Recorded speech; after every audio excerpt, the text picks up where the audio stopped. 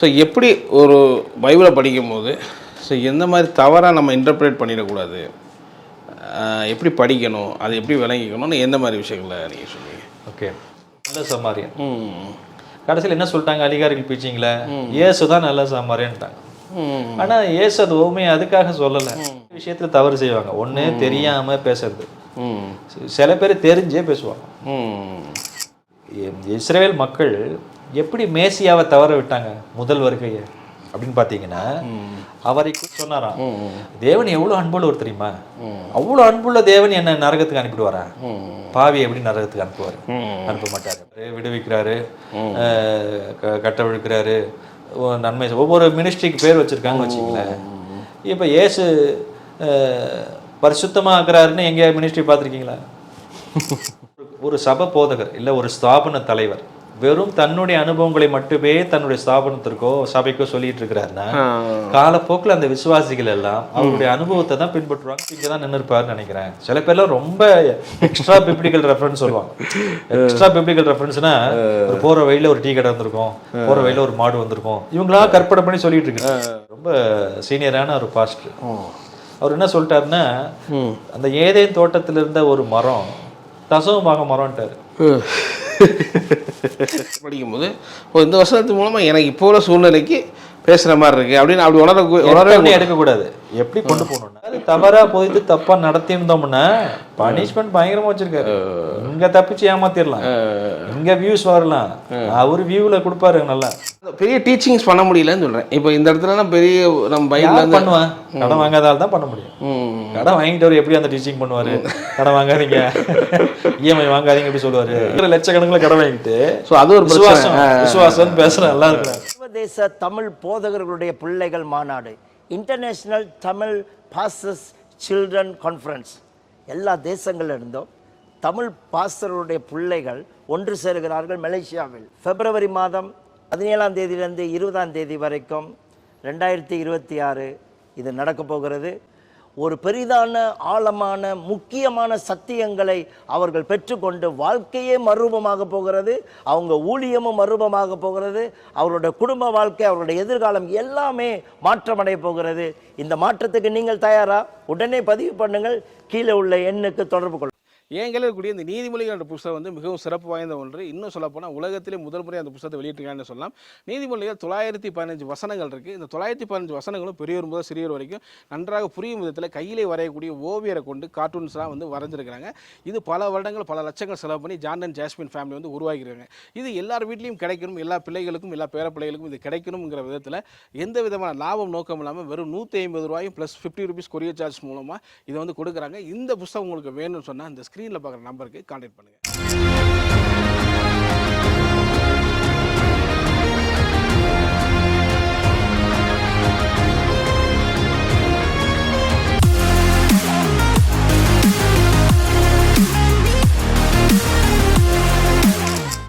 எந்த டாப்பிக்கை ஆரம்பிக்க விரும்புகிறேன்னா, ஸோ நிறைய விதத்தில் வந்து பிரசங்கம் லாஸ்ட் டைமே நம்ம டச் பண்ணோம், சபை எப்படி இருக்கணும் அப்படின்னு. அதுக்காக சொன்ன மாதிரி ஒரு பைபிள் தான் 40,000 டினாமினேஷன் இருக்குது, நிறைய வித்தியாசமான டாக்டரின்ஸ் இருக்குது.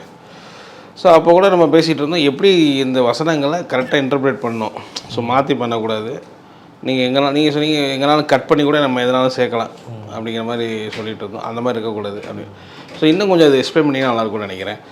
ஸோ எப்படி ஒரு பைபிளை படிக்கும்போது ஸோ எந்த மாதிரி தவறாக நம்ம இன்டர்பிரேட் பண்ணிடக்கூடாது, எப்படி படிக்கணும், அதை எப்படி விளங்கிக்கணும்னு எந்த மாதிரி விஷயங்களை நீங்கள் சொல்லுவீங்க? ஓகே, ஃபஸ்ட்டு நான் வந்து எப்படி தவறாக வியாக்கியானம் பண்ணுறாங்க, அப்படி பண்ணக்கூடாதுன்னு ஒரு சில பாயிண்ட்ஸில் நான் ஒரு 7 பாயிண்ட்ஸ் சொல்கிறேன். சரி. Misusing the Bible, misapplying the Bible, misinterpreting the பைபிள்னு சொல்லுவாங்க. வேதத்தை தவறான நோக்கத்தோடு பயன்படுத்துவது, தவறாக வியாக்கியானம் பண்ணுறது, தவறான வசனத்தை தவறான ஒரு கண்ணோட்டத்தோடு அதை பயன்படுத்துவது என்பது அது சரியான ஒரு அணுகுமுறை கிடையாது. உதாரணத்துக்கு நீங்கள் பார்த்தீங்கன்னா, அந்த நாட்கள்லாம் செயின் ரெஃபரன்ஸ் பைபிள்னு சொல்லுவாங்க. அதாவது நீங்கள் ஒரு வார்த்தை எடுத்துக்கிட்டு பார்த்தீங்கன்னா அதே வார்த்தையுள்ள வசனங்களை மட்டும் எடுத்து படிப்பாங்க. ஏன்னா தமிழில் வந்து அதுதான் ரொம்ப இருந்துச்சு.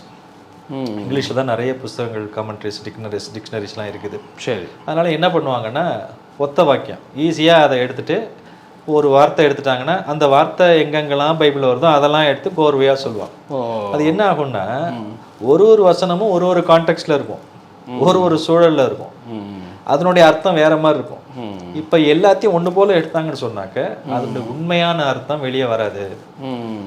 ஒவ்வொரு இப்ப ஜீவன் அப்படின்ற வார்த்தையை எடுத்துக்கிட்டீங்கன்னா எங்கெல்லாம் ஜீவன் இருக்குன்னு எடுத்துட்டு பேசுறதை விட ஒரு இடத்துல உயிர்னு வருது, இன்னொரு இடத்துல அவரே நமக்கு ஜீவன் வருது, ஒவ்வொரு இடத்துலயும் நித்திய ஜீவன் வருது.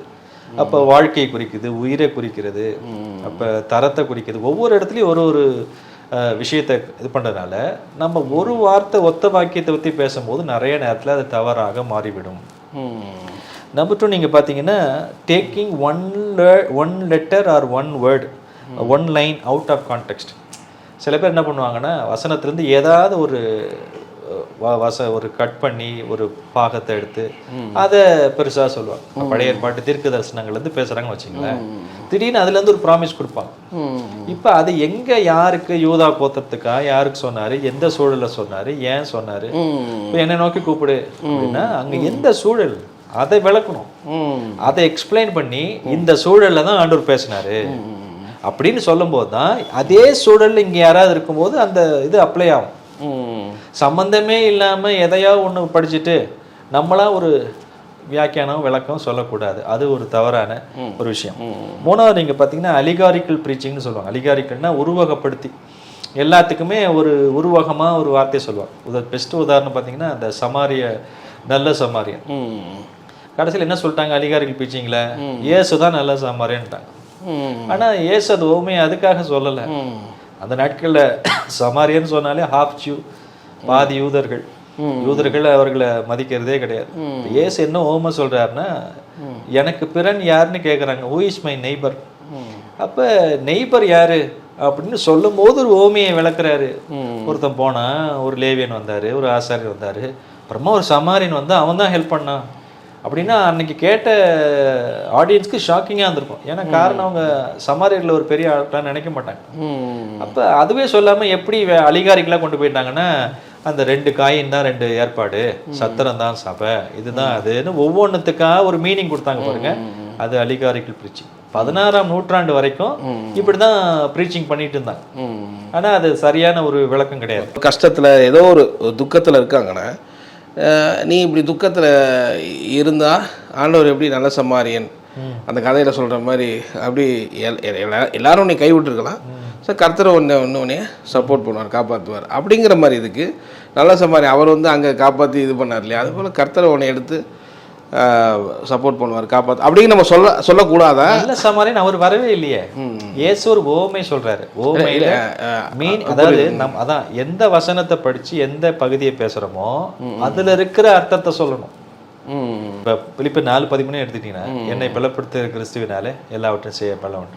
இப்ப நம்மளா எல்லாவற்றையும் சொல்லி எதையா சொல்லக்கூடாது.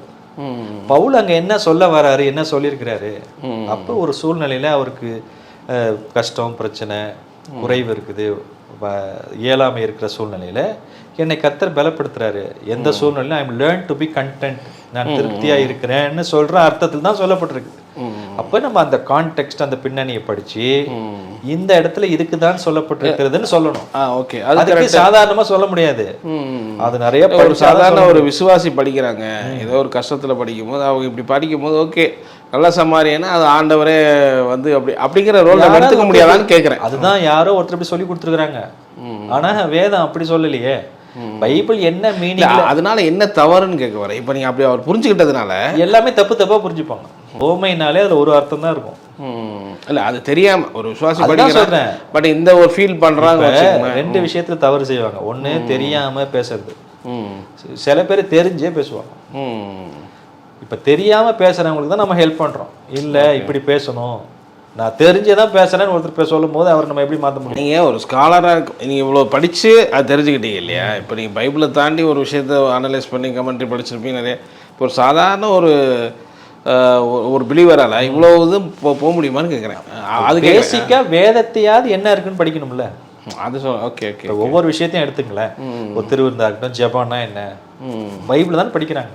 ஜெபம் எப்படி பண்ணணும்னு அங்கே சொல்லியிருக்குல்ல. அது சொல்லாமலே இன்னொருத்தர் சொல்றாருன்னு சொல்லி அதை வச்சு நம்ம யோசிக்கிறதுக்கு பதிலாக பைபிள் இப்படி தானே சொல்லுது, வேதம் இப்படிதானே சொல்லுதுன்னு ஏன் இவங்களுக்கு என்ன வர மாட்டேங்குது? அதனால தான் ஏசு என்ன சொன்னாரு, அந்த எம்மாவூர் சீஷர்கள் கூட யோசிக்கிறாங்க, என்ன இப்படி சொன்னாரு போயிட்டாருன்னா எடுத்து பேசுறாரு. பழைய ஏற்பாட்டிலேருந்து எப்படிலாம் தன்னை பற்றி சொல்லி இருக்கிறதுன்னு. என்ன தீர்க்கதரிசிகள் யாவையும் சொன்ன யாவற்றையும் விசுவாசிக்கிறதுக்கு புத்தி இல்லாத மந்த இருதயம் உள்ளவர்களே. அப்ப சொன்ன யாவற்றையும் வாசிக்காமலேயே என்ன இப்படி பண்ணிட்டாரு போயிட்டாரு, மேசியா இருப்பார்னு நினைச்சோம், எங்களை காப்பாற்றுவார்னு நினைச்சோம், 3 நாள் வருவார்னு நினைச்சோம், போயிட்டாரேன்னு பயப்படுறாங்க. அப்போ நிறைய விஷயங்கள் வந்து இப்போ இஸ்ரேல் மக்கள் எப்படி மேசியாவை தவற விட்டாங்க முதல் வருகையை அப்படின்னு பார்த்தீங்கன்னா, அவரை குறித்து சொல்லப்பட்ட எல்லா வசனத்தையும் அவங்க நம்பல, படிக்கல, செலக்டிவா படிக்க ஆரம்பிச்சிட்டாங்க. ஸோ ஓகே, அடுத்த பாயிண்ட் அப்படி. 4வது நீங்க பார்த்தீங்கன்னா மோட்டிவேஷனல் ப்ரீச்சிங். மோட்டிவேஷனல் ப்ரீச்சிங்னா மக்களை வெறுமனே உற்சாகப்படுத்துவதற்காக மட்டும் பிரசங்கம் பண்ணணும். இப்போ நான் எப்படி சொல்றேன்னா கவனிங்க, காஸ்பலாக பேசணும், ஏன்னா அது சுவிசேஷம். ஆனா டாக்டரினா பேசணும், எபிசில் நிருபங்களா பேசணும், ப்ராஃபட்டிக்காக சொல்லணும். இப்போ எல்லாத்தையுமே மோட்டிவேஷனல் ஆக்கணும், பைபிள் ஃபுல்லாகவே மோட்டிவேஷனல் ப்ரீச்சிங்காக நம்ம யோசிக்கக்கூடாது. தேவனுடைய கட்டளைகள் இருக்கிறது, தேவனுடைய நியமங்கள் இருக்கிறது, இதை தான் செய்யணும், இப்படி தான் இருக்கணும், ஆண்டவர் எதிர்பார்க்கிற விஷயங்கள் இருக்குது. இதை எல்லாமே விட்டுட்டு வெறுமனே மோட்டிவேஷனாக மட்டும் நீ நல்லா இருப்ப, உன் உலகம் திரும்பி பார்க்கும், நீ நடந்து வரல, உன் பின்னாடி எவ்வளோ பேர் வருவாங்க பாரு, இப்படியே நீ எத்தனை வாரம் சொல்லிட்டு இருப்பீங்க. அப்படி சொல்லக்கூடாது. அது எப்படி போய் எடுக்க முடியாதா? அப்போ விசுவாசிகளுக்கு நான் என்ன சொல்றேன், கட்டாயமா ஒரு கஷ்டத்துல இருக்க நேரத்துல ஒரு என்கரேஜ் பண்றது வேறு. ஆனா என்கரேஜிங் மட்டும்தான் நான் பண்ணுவேங்கிறது தப்புங்கிறேன். வேத வசனம் எல்லாத்தையுமே என்கரேஜிங்கா மட்டும்தான் எடுப்பேன்னு சொன்னா அப்படி பண்ண முடியாது. அப்படி யாருமே பண்ணல. நம்ம பிரசங்கிமார்கள் வசனத்தை போதிக்க தான் ஆண்டவர் அழைச்சிருக்காரு. ஓகே, அதனால வசனத்தை நல்லா போதிக்கணும். 4வது. அடுத்த பாயிண்ட் 5வது, தவறான ஒரு போதனை எப்படி இருக்கும் வரும்னு கேட்டிங்கன்னா, stressing one attribute of God. தேவனுடைய ஒரு குணாதிசயத்தை மட்டும் ரொம்ப வலியுறுத்தி பேசுவது. தேவனுக்கு பல நேச்சர் இருக்கு, குணாதிசயம், அட்ரிபியூட்ஸ், நேச்சுரல் அட்ரிபியூட்ஸ் சொல்லுவாங்க. அதனால ஒவ்வொரு குணாதிசயமே முக்கியப்படுத்தும். இப்ப தேவன் அன்புள்ளவரான அன்புள்ளவர், அதே அன்புள்ள பரிசுத்தம் உள்ளவர், அவரே நீதி உள்ளவர். இப்போ எது ரொம்ப ஸ்ட்ரெஸ் பண்ணணும், அன்பை மட்டும் நான் ஸ்ட்ரெஸ் பண்ணிட்டு அவர் நீதி உள்ளவர்னு நம்ம ஸ்ட்ரெஸ் பண்ணலன்னா மக்கள் எப்படி ஆயிடுவாங்க? இப்ப யோசித்து தேவனை சிந்திக்க கூடாது, வசனத்தை வச்சுதான் அவரை சிந்திக்கணும். அப்படியே நானா ஒன்னு யோசித்து ஒருத்தர் அப்பா இருக்கிறாருன்னா எப்படி இருப்பாரு, அப்ப ஆண்டவர் எப்படி இருப்பாரு, இப்படி யோசிக்க கூடாது. அவரை குறித்து வேதம் என்ன சொல்லுதுன்னு யோசிக்கும். இப்ப சில பேர் இந்த மோட்டிவேஷனல் பேச்சு சொன்ன பாத்தீங்களா, இவங்களா யோசித்து அதை ஆண்டவரோட கனெக்ட் பண்ணுவாங்க. அப்படி பண்ணக்கூடாது. அதனால என்ன நடக்கும்? தேவனை குறித்து தவறான ஒரு பிக்சர் தான் வரும். தேவனை குறித்து ஒரு தவறான பிக்சர் வரும். தேவனுடைய ஒரு நேச்சரை மட்டும் ஸ்ட்ரெஸ் பண்ணி, இப்போ ஒருத்தர் அப்படி சொன்னாராம், தேவன் எவ்வளவு அன்புள்ள ஒரு தெரியுமா, அவ்வளவு அன்புள்ள தேவன் என்ன நரகத்துக்கு அனுப்பிடுவாரா, பாவி எப்படி நரகத்துக்கு அனுப்ப மாட்டாரு அப்படின்னா, அப்ப அவர் எதை யோசிக்கிறாருன்னா, அன்பான தேவன் எப்படி பாவி நரகத்துக்கு அனுப்புவா சாத்தியம் இல்ல. அதே அன்பான தேவன் பரிசுத்தமுள்ள தேவன் பாவியை ஒரு நாள் பரலோகத்துக்கு சேர்க்க போறதில்ல. இது தெரிஞ்சாதான் நம்ம எல்லாத்தையும் பேலன்ஸ் பண்ண முடியும். அவர் மெய்ப்பரா இருக்கிற யெகோவா, ஒவ்வொரு பெயர் இருக்கு இல்லையா, ஏற்பாட்டிலையும் சரி புதிய ஏற்பாட்டிலையும் அவருடைய பெயர், ஒவ்வொரு பெயருக்கும் அவருடைய குணாதிசயங்களை சொல்லுது. அப்ப மன்னிக்கிறவர் அதே தேவன், அதே நேரத்தில் சிட்சிக்கிறவர். அப்ப எபிரேயர் சொல்றாரு, அவர் பிள்ளைகளா இருப்பதுன்னா அவர் நம்மளை சிரிச்சிக்கிறாரு, அவருக்கு நம்ம அஞ்சி நடக்க வேண்டும் அல்லவா. சிரிச்சிக்கும் போது கஷ்டமா தான் இருக்கும், அவருடைய பரிசுத்தத்தில் பங்கு பெறும்படி அவர் நம்ம சிரிச்சிக்கிறாருன்னு சொல்றாரு. அதனால மல்டிபிள் இது இருக்கு, எல்லா குணத்தையும் சொல்லணும், ஒரு நேச்சரை மட்டும் ஸ்ட்ரெஸ் பண்ணக்கூடாது, அது என்னைக்கும் தவறு. கொடுப்பாரு மட்டும் சொல்லக்கூடாது, அதே நேரத்தில் நம்ம அவர் கொடுக்கணும். அவர் அன்பா இருக்காருன்னு மட்டும் சொல்லக்கூடாது, அதே நேரத்தில் நம்ம அவரை போல அன்பா இருக்கணும்னு சொல்றாரு, நீதி உள்ளவரா இருக்கிறாரு அப்படின்னு எல்லா அவருடைய குணத்தை நம்ம கட்டாயமா என்ன பண்ணணும், சொல்லணும். சில பேர் தேவ அன்பு அப்படின்னே ஊழியத்தில் பேர் வச்சிருப்பாங்க. இப்போ ஒரு மினிஸ்ட்ரிக்கு நீங்க பேர் பார்த்தீங்கன்னா, அழைக்கிறாரு, விடுவிக்கிறாரு, கட்டவிழ்க்கிறாரு, நன்மை, ஒவ்வொரு மினிஸ்ட்ரிக்கு பேர் வச்சிருக்காங்க வச்சுங்களேன். இப்போ இயேசு பரிசுத்தமா ஆக்குறாருன்னு எங்கேயா மினிஸ்ட்ரி பார்த்துருக்கீங்களா? பரிசுத்த ஆலயம் அந்த மாதிரி பார்த்துருக்கேன். அதுதான் சொல்றேன். ஏதோ ஒரு இது மட்டும் நம்ம ஃபோக்கஸ் பண்ணாம தேவனை நம்ம நிறைய விஷயங்கள் சொல்ல வேண்டியது இருக்கு. அதனால ஏன் நம்ம சில விஷயங்களை மறைக்கணும்? அது மறைக்க கூடாது. ஓகே, அதையும் நம்ம தெளிவா சொல்லணும். Okay okay. இப்போ நீங்க பிள்ளைங்களை கண்டிச்சிருக்கீங்களா? கண்டிச்சிருக்கேன். கண்டிப்பீங்க இல்லையா? அப்ப அப்பா அன்புள்ளவர் மட்டும்தான் அப்படின்னு நினைச்சிட்டு இருந்தா அப்பா கண்டிக்கவே மாட்டாரா? அப்பா வந்தா பிள்ளையா இருந்தா கட்டாயமா கண்டிப்பார். இதை சொல்ல பயப்படுறாங்க சில ஊழியக்காரங்க. இதை சொன்னா அவங்க போயிடுவாங்க, அதனால ஏன் கண்டிக்கிறாரு, கண்டிக்க மாட்டாரு அப்படின்னு நினைக்கிறேன். இல்ல, எதுக்காக கண்டிக்கிறாரு? அன்பு நிமித்தமா தான் கண்டிக்கிறார். Love always correct. அன்புனாலே சிக்ஷிக்கிறது, கண்டிக்கிறதுன்னு தான். அப்ப கண்டிக்கிறாருனாலே அன்பு இல்லாம இல்லைன்னு அர்த்தம் இல்லை, அன்போடு தான் அதை செய்யறாரு நம்ம சொல்லி பார்க்குறோம். ஆறாவது நீங்க பார்த்தீங்கன்னா ப்ரீச்சிங் தி எக்ஸ்பீரியன்ஸ். இது வந்து இது சிலருக்கு வந்து ரொம்ப பிடிச்சிருக்கும். இதனால என்ன ஆகும்னு கேட்டிங்கன்னா, ஒரு சபை போதகர் இல்லை ஒரு ஸ்தாபன தலைவர் வெறும் தன்னுடைய அனுபவங்களை மட்டுமே தன்னுடைய ஸ்தாபனத்திற்கோ சபைக்கோ சொல்லிட்டு இருக்கிறாருன்னா, காலப்போக்கில் அந்த விசுவாசிகள் எல்லாம் அவருடைய அனுபவத்தை தான் பின்பற்றுவாங்க, வசனத்தை பின்பற்ற மாட்டாங்க. அனுபவம் என்பது வசனத்திற்கு ஒரு சப்போர்ட்டிவா ஒரு எக்ஸாம்பிளா சொல்றது இருக்குது. ஆனா நிறைய பெந்தேகோஸ்து சபையில் நீங்க பாத்தீங்கன்னா வெறும் அனுபவங்களை மட்டும்தான் பேசுவாங்க. அனுபவங்களை மட்டும் பாருங்க, ஐயா இப்படி இருந்தாரு, ஐயா இப்படிதான் தூங்குவாரு, ஐயா இப்படிதான் ட்ரெஸ் போடுவாரு அப்படின்னு ஐயாவை பத்தி தான் தெரிஞ்ச வழியே ஆண்டவர் பத்தி தெரிய மாட்டேங்குது. இல்ல, அப்படி அனுபவங்களை உபதேசமாக்க கூடாது. நல்லா ஞாபகம் வச்சுக்கோங்க. ஒவ்வொருத்தருடைய அனுபவம் வேறு. வசனத்தின்படி தான் நம்முடைய அனுபவம் ஆகணும் ஒழிய அனுபவத்தை நம்முடைய வாழ்க்கையாகணும்னு அவசியம் கிடையாது. இப்ப அன்னை தெரசா அம்மா இருக்கிறாங்கன்னு வச்சுங்களேன், 2 சாரி தான் வச்சிருந்தாங்க. இப்ப எல்லாரும் பிரசங்கம் பண்றாங்க, எல்லாரும் நீங்க 2 சாரி தான் வச்சிருக்கணும்னு சொன்னா அது பிரசங்கம் ஆயிடுமா? இல்ல, பைபிள் என்ன சொல்லுதுன்னு பார்க்கணும். காட்டு புஷ்பத்தை உடுத்தியவர் உங்களுக்கு கொடுத்து வைப்பாரு, நல்ல ட்ரெஸ் கொடுப்பாரு, அவர் அப்பாவா இருக்காரு, நமக்கு என்ன அது தேவைன்னு அறிஞ்சிருக்கிறாரு தெரிஞ்சிச்சுன்னா நம்ம 2 ட்ரெஸ் மேல ஃபோக்கஸ் பண்ண மாட்டோம். கட்டாயமா நம்முடைய தேவைகளை சந்திப்பாரு அப்படின்ற ஒரு எண்ணம். அதனால அனுபவங்களை உபதேசமாக மாற்றக்கூடாது. அந்த நாட்கள்லாம் நீங்க பாத்தீங்கன்னா சில பேர் பவுடர் போட மாட்டாங்க, சில பேர் வாட்சி கட்ட மாட்டாங்க, சில பேர் வெள்ளை ட்ரெஸ் தான் போடுவாங்க. உடனே எல்லாரும் அதை பிரசங்கம் பண்ண ஆரம்பிச்சிட்டாங்க, எல்லாரும் ஒயிட் போடணும் அப்படின்னு. அப்ப என்ன ஆச்சு, எல்லாரும் வெள்ளை ட்ரெஸ் போடுறவங்க பூரா ஒரு சர்ச்சைக்கு போயிட்டாங்க, நகை போடாதவங்க பூரா ஒரு சர்ச்சைக்கு போயிட்டாங்க, இந்த பவுடர் போடாதவங்க பூரா ஒரு சர்ச்சைக்கு போயிட்டாங்க. இப்ப என்ன ஆகுதுன்னா அனுபவங்களை தான் சில சபையில ரொம்ப பேசிட்டு இருப்பாங்க, வசனமே தெரியாது, பைபிளே பேச மாட்டாங்க. ஆனா உனானா ஒன்லி அவங்களுடைய எக்ஸ்பீரியன்ஸ், நான் இப்படி இருந்தேன், அங்க போனேன், அவர் சொன்னாரு, இவர் சொன்னாரு, நான் இப்படி ஜெபம் பண்ணேன், என்னுடைய நடத்தின ஆவிக்குரிய தந்தை இப்படி ஜெபம் பண்ணாரு, அவர் காலையில் 4 மணிக்கு ஜெபம் பண்ணுவாரு, இதைதான் பேசுவாங்க. அப்ப சர்ச்சைக்கு வர எல்லாருமே 4 மணிக்கு ஜெபம் பண்ணணும், 5 மணிக்கு ஜெபம் பண்ணணும்.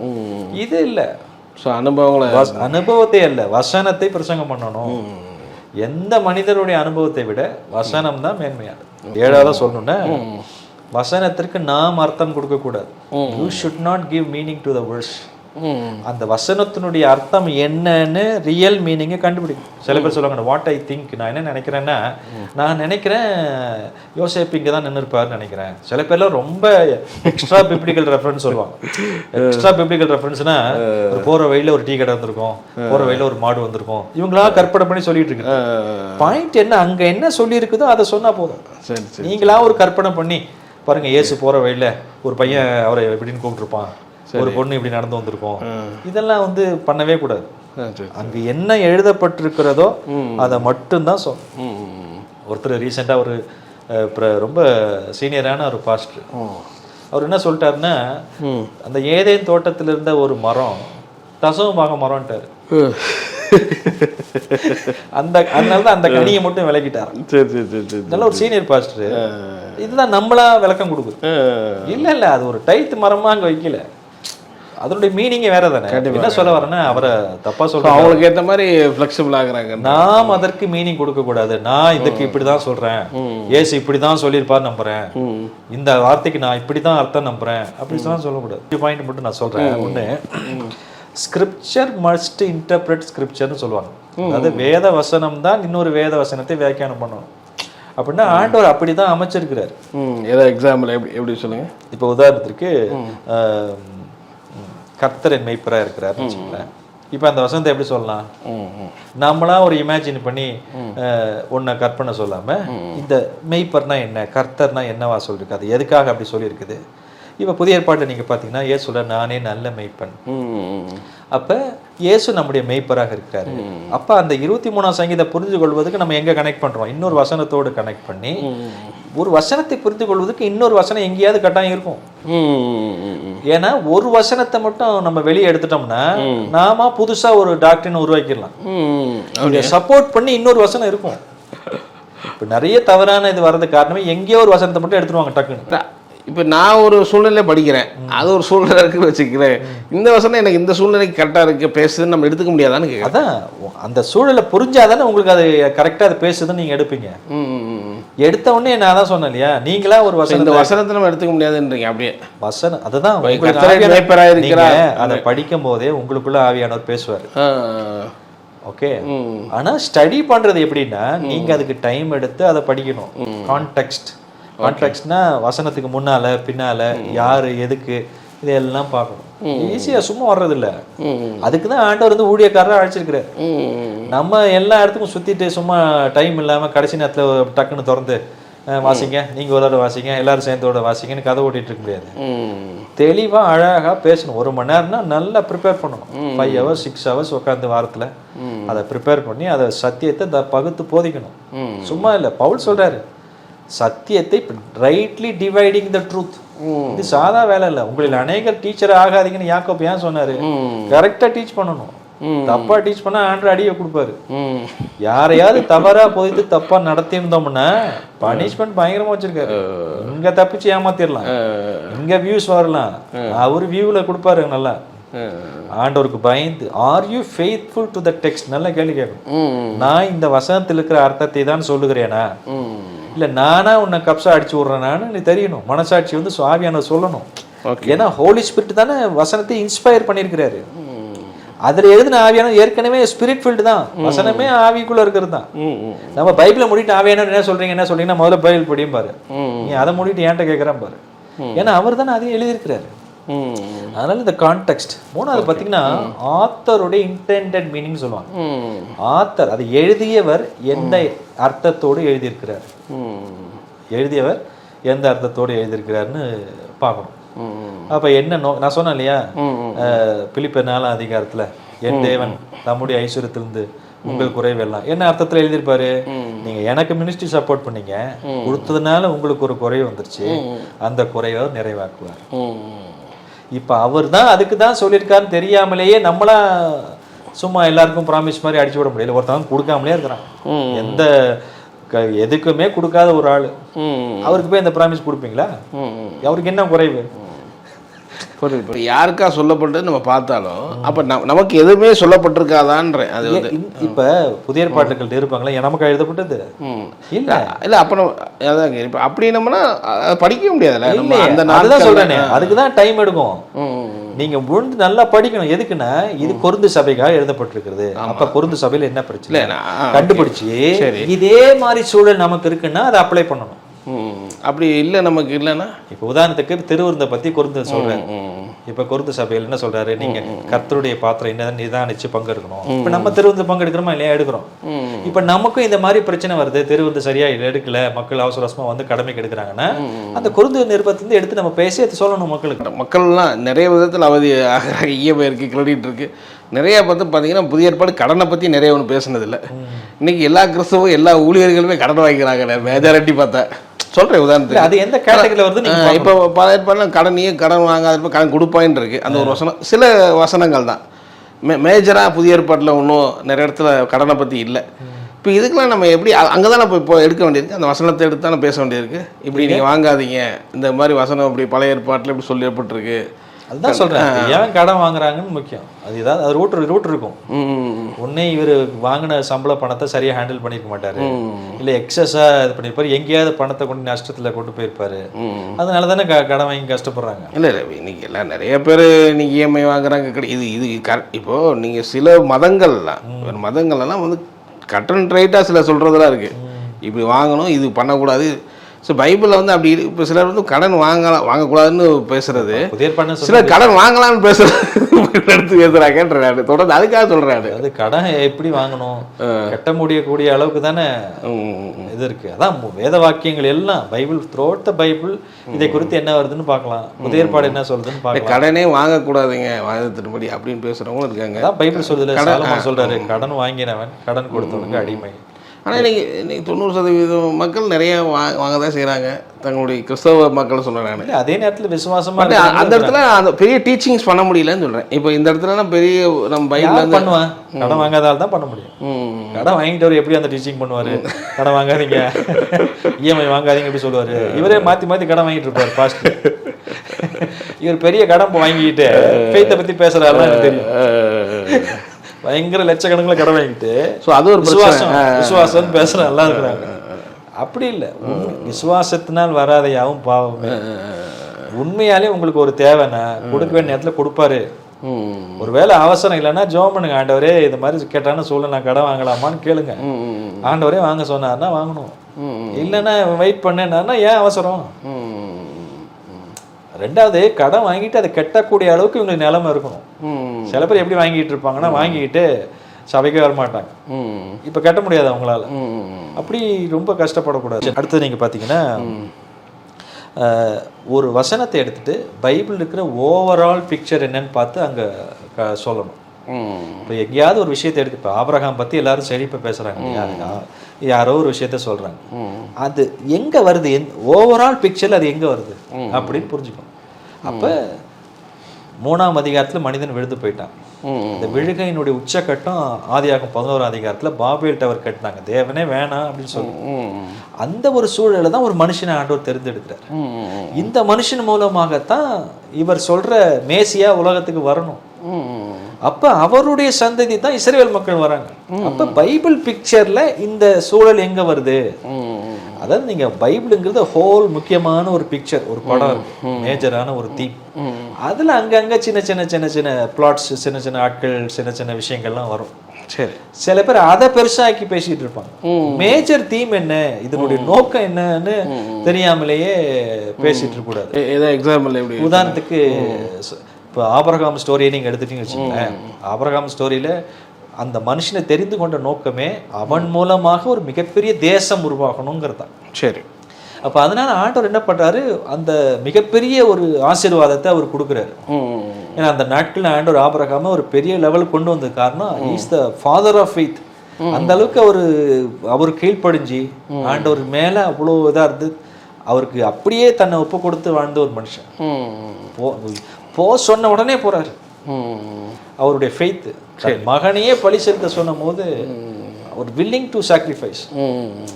அப்போ ஆபிரகாம்ட்டு நம்ம வெறும் செலக்டிவாக ஏதோ ஒன்று பணத்தை இதையும் மட்டும் எடுத்துக்கிட்டு பேசாம முழுமையா அவருடைய கேரக்டர் என்ன பிக்சரை நம்ம கொண்டு வரணும். இப்போ புதிய ஏற்பாடு அந்த ஆபிரகாம் பத்தி என்ன சொல்லுது நீங்க பாத்தீங்கன்னா ரொம்ப ஆச்சரியமா இருக்கும். ஆபிரகாமுடைய விசுவாசம் போலதான் நம்ம ரட்சிக்கப்படும் போது நீதிமானாக்கப்படுகிறோம். ரெண்டாவது எபிரேயர் சொல்லும் போது நீங்க பாத்தீங்கன்னா அவன் ஆண்டவரை விசுவாசித்து ஆபிரகாம் கூடாரங்களில் குடியிருந்தார்னு போட்டிருக்கோம். நீங்க புதிய ஏற்பாடுல பாத்தீங்கன்னா அவர் சீமானா இருந்தாரு, அதா இருந்தாருலாம் முக்கியப்படுத்தலாங்க. அவருடைய பிலீவிங்கும் லிவிங்கையும் சொல்லுது, அவருடைய கிவிங்கை பேசுது. ஓகே, புரியுதா உங்களுக்கு? அப்போ ஃபுல் பிக்சரை பாருங்க. இப்போ எங்கேயாவது ஒரு பழைய ஏற்பாட்டில் எங்கே எடுத்தீங்கன்னா அதில் எங்கே ரெவலேஷன் வரைக்கும் அது என்ன கொண்டு போகுதுன்னு நம்ம பார்க்கணும். பழைய ஏற்பாட்டில் பார்த்தீங்கன்னா இந்த ஓய்வு நாளுடைய பிரமாணம் இருக்கு. உடனே அதை எடுத்துகிட்டு எல்லாரும் என்ன சொல்றாங்க, ஒரு 7ஆம் ஓய்வு நாள் நம்ம கடைப்பிடிக்கணும்னு பேசுகிற ஆட்கள் அப்படியே ஃபுல் பிக்சரில் வாங்கல. நியூ டெஸ்ட்மெண்ட்டு அங்கே கிடையாது. பழைய ஏற்பாட்டில் சொல்லப்பட்ட 3 முக்கியமான விஷயம் நியூ டெஸ்ட்மெண்ட்ல கேன்சல் ஆயிருக்கு. ஓகே, ஒன்று சர்க்கம்சிஷன், விருத்த சேதம். ரெண்டாவது சாபத், ஓய்வு நாள். மூணாவது இந்த ஃபுட் லாஸ்ன்னு சொல்லுவாங்க, செரிமோனியல் ஃபுட் லாஸ். சில சாப்பாட்டு சம்பந்தமான விஷயங்கள்லாம் ஆண்டவர் கேன்சல் பண்ணிட்டார். ஏன்னா யூதர்கள் வந்து சில விஷயத்தெல்லாம் சாப்பிடக்கூடாதுன்னு ஆண்டவர் சொல்லியிருந்தார். சரி சரி. புதிய ஏற்பாட்டில் புறஜாதிகளையும் ஆண்டவர் உள்ள கொண்டு வரதுனால ஃபுட்டு லாவே எடுத்துட்டாரு. பழைய ஏற்பாட்டில் ரத்தம் சாப்பிடக்கூடாது. ஏன்னா புறஜாதி மக்கள் ரத்த பொரியலே சாப்பிடுவாங்க, யூதர்கள் அவங்கள உள்ளே சேர்க்க மாட்டாங்க. இப்ப இந்த யூதர்களை மாற்ற முடியல, ஏன்னா இவங்க ரொம்ப ஸ்ட்ராங்கா இருக்கிறாங்க இல்லையா, எதுனாலும் தீட்டுன்னு இருக்கிறார். ஆண்டவர் என்ன பண்ணாரு, ஃபுட்டுலாவே எடுத்துட்டாரு. இப்ப என்ன பண்ண, ஆட்டோமேட்டிக்கா புறஜாதியாரையும் உள்ள சேர்த்து நீங்க எல்லாம் ஒண்ணுட்டார் நியூ டெஸ்ட்மெண்ட்ல. பழைய ஏற்பாட்டுல யூதன்னா பெரிய ஆளு. புதிய ஏற்பாட்டுல பவுல் சொல்றாரு யூதன் என்றும் இல்லை, கிரேக்கன் என்றும் இல்லை. அப்ப என்ன எங்க எடுத்தாலும் full picture of the Bible நீங்க பாத்தீங்கன்னா வேற லெவல்ல உங்களுக்கு மீனிங் கிடைக்கும். ஆபிரகாம் பண்ணின விருத்த சேதனத்தை இன்னைக்கு ஏன் யாரும் பேசுறது இல்ல? தேவையில்லைன்னு கிறிஸ்துவுக்குள் விருத்த சேதனம் இல்லை. அது மட்டும் தெரியலன்னா என்ன பண்ணிட்டு இருக்கணும் எல்லாரும் சொல்லுங்க? விருத்த சேதனம் தான் பண்ணணும்.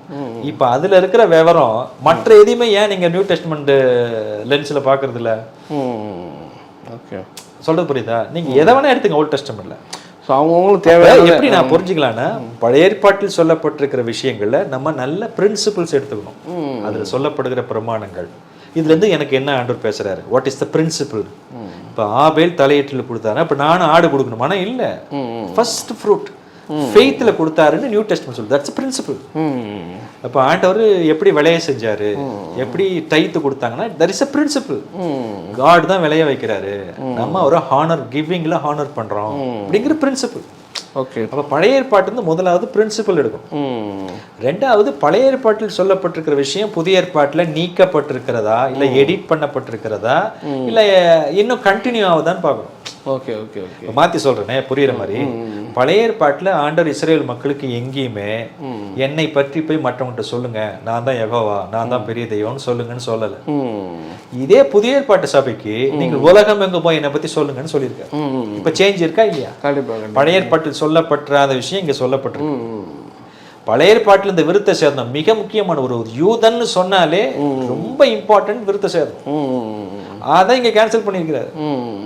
அப்போ ஃபுல் பிக்சர் தெரியலன்னா, இப்போ ஒருத்தர் வந்து புதிய ஏற்பாடு தெரியலன்னு வச்சுங்க, பிரசங்கம் பண்றாரு, எல்லாரும் விருத்த சேதனம் பண்ண வேண்டும்னா எப்படி இருக்கும்?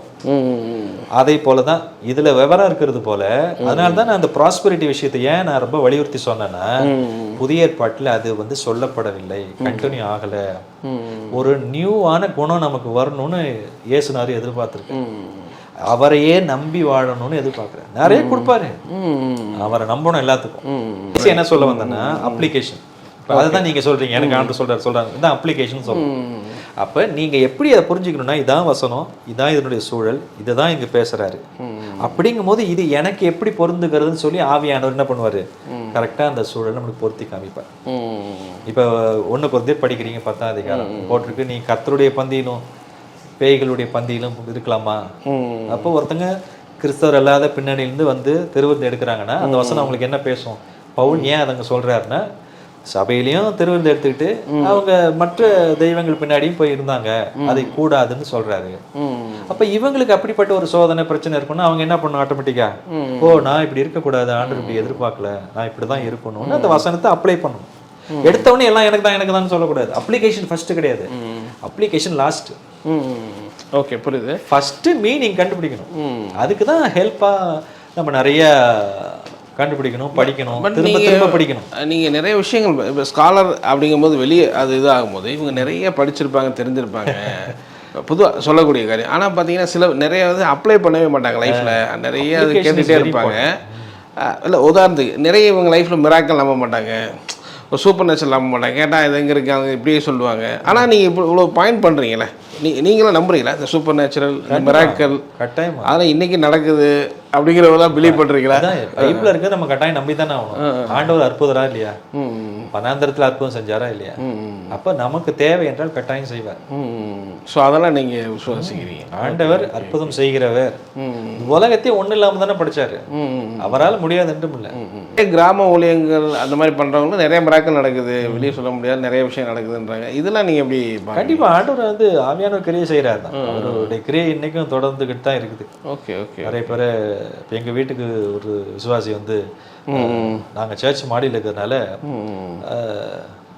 மேலே வர முடியல அப்படி சொல்லிட்டு சரி வீட்டுக்கு கூட்டுவாங்கன்னு சொன்னா, ஆட்டோல இருந்து இறங்கி எங்க வீட்டுக்குள்ள வந்தாங்க. கால் வந்து ஒரு 70% அடிவிடுச்சு.